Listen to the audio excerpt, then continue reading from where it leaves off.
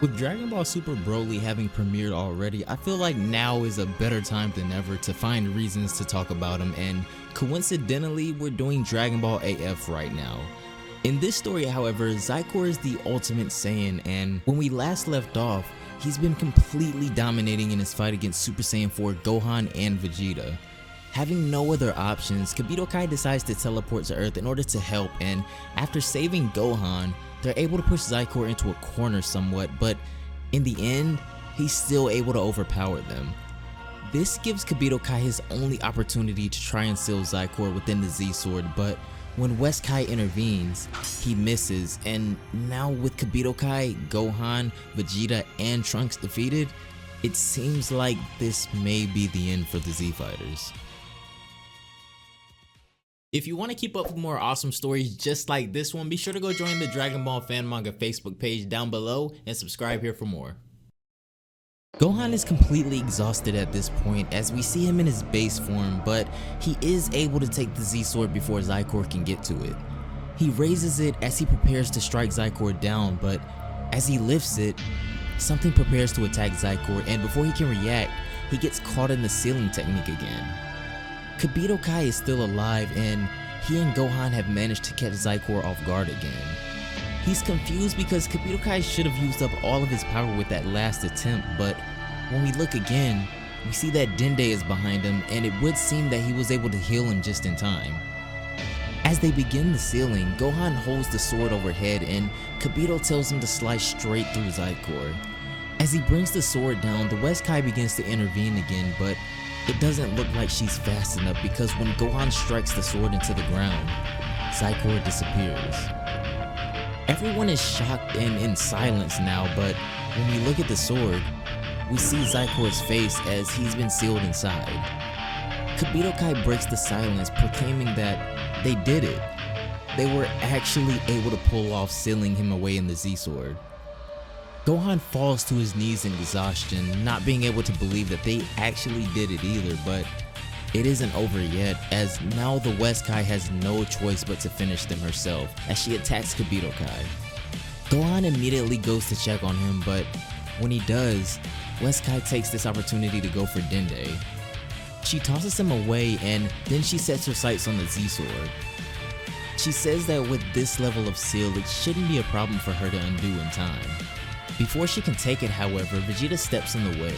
Even though he's injured, he goes for the attack on her, but she's ridiculously faster than him. He continues to try and attack her, but she still dodges all of it. This is when she tells Vegeta that it is still 100,000 years too early for him to attempt to kill her, and as she attempts one more strike, she dodges it again and he falls flat on his face. This is when Kibito Kai says that even though she is sunken into evil, she still has her telepathic powers, so the only people that can defeat someone like that are demons or other people that possess the same powers. This means that the only person among them that can defeat her is Kibito Kai, so with the very last bit of his power that he has, he teleports and grabs her from behind. Taking full responsibility of punishing a fellow Kaioshin for her corrupt ways, Kibito Kai sentences her to death, and it would seem that he means to self-destruct here. He says that he leaves the rest of Vegeta and Gohan, then he instant transmissions away, teleporting to a remote planet in the middle of some solar system. The West Kai pleads with him that Kaioshin aren't allowed to self-destruct as it's forbidden by the gods, but he just says farewell, and in a huge burst of light, they both evaporate.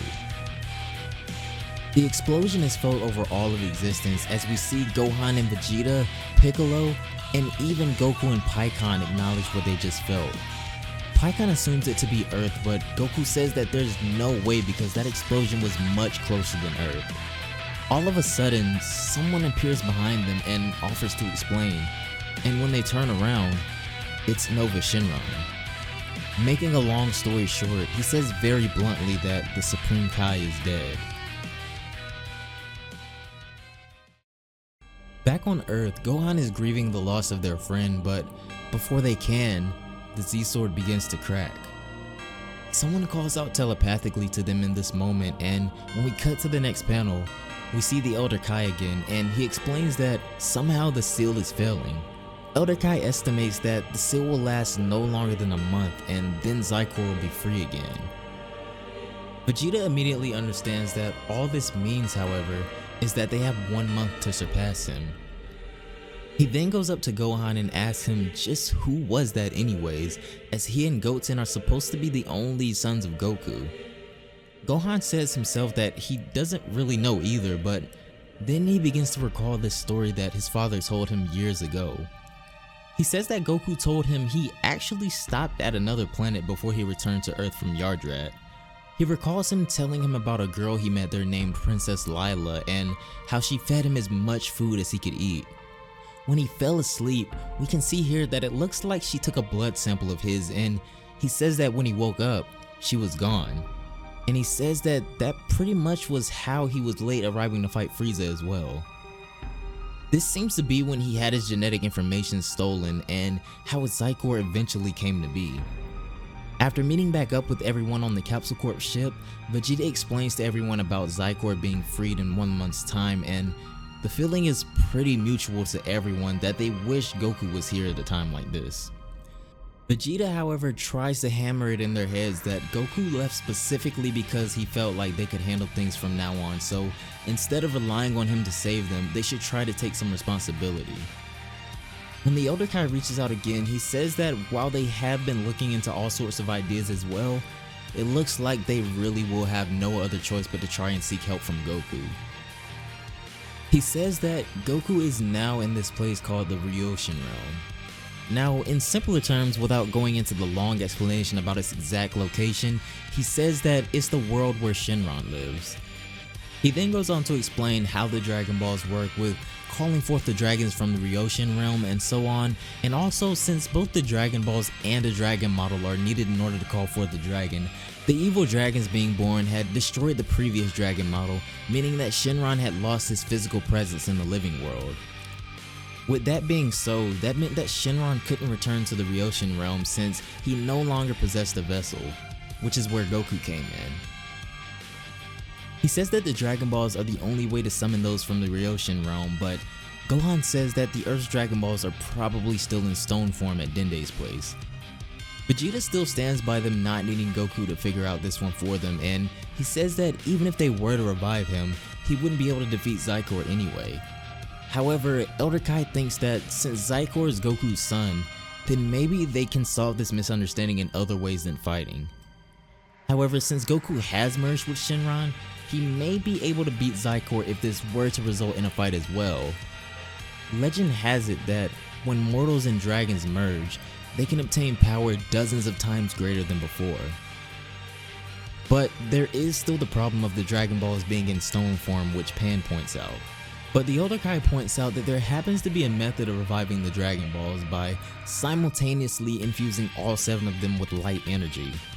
He says that the energy necessary can only be produced by a select few races, but fortunately for them, one of them is Saiyans. To be more specific, Super Saiyans.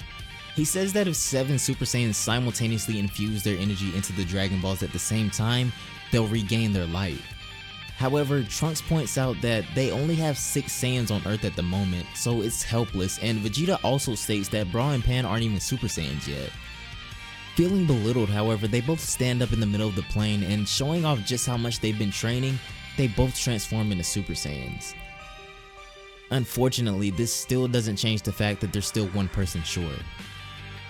Back in the Ryoshin realm, Goku is talking to the Shadow Dragons who also reside there, and they're informing him on what's been happening down on Earth.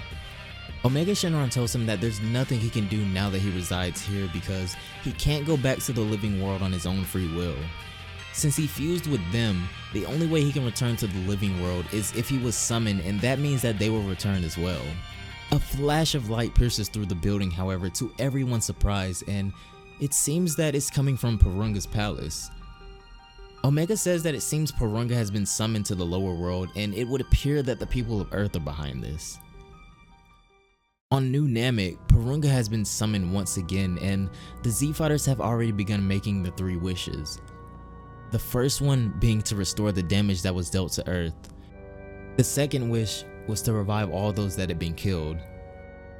They try to bring back Goku with their third wish, however, Porunga says that this is beyond his power. Unfortunately, since they can't wish Goku back with these Dragon Balls, it would seem that they need 7 Super Saiyans after all. But before they give up, Trunks thinks of something. He says that wasn't there another Super Saiyan a long time ago? And then he says that maybe they should revive Broly. Goten thinks he's completely crazy, but Trunks knows that they can handle Broly at this point if they need to. Porunga accepts the wish, but since Broly died on Earth, that's where he'll be revived at as well. So now they have to worry about Broly rampaging the Earth before Zycor even breaks free. Fortunately, Kibito Kai shows up using instant transmission and opts to bring them back to Earth immediately. And when we cut back to Earth,